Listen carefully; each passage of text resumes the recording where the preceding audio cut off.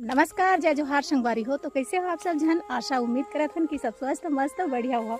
अब हमू मन सब बढ़िया संगवारी हो। देख के उतरत हम गिर जाओ तब हो जाए, है ना।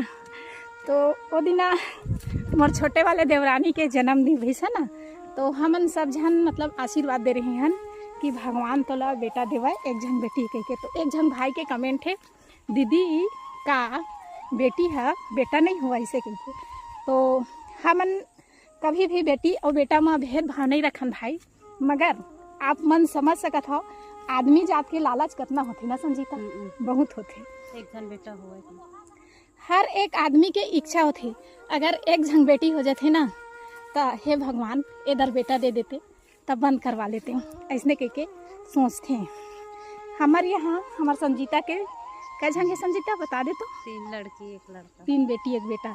मगर हमारे परिवार में बेटी और बेटा में कभी भी भेदभाव नहीं कर रहे हैं। ये दुनिया में ना हर इंसान के अगर एक बेटी हो जाए ना तो हे भगवान एक बेटा दे देवे की, सिर्फ यही आशीर्वाद दी और यही सब आदमी के मन में चाह होते। भले हमन सोचते हाँ, भले दूसर के मन ला हमन ढांढस बताथन कि बेटी ही बेटा होते, मगर 99% लोगन मन के मन है सिर्फ बेटी से नहीं भरा। हमार सोचे और देखे कि नजरिया वो नहीं रही सब है भाई। बस यही कहना चाहता हूँ।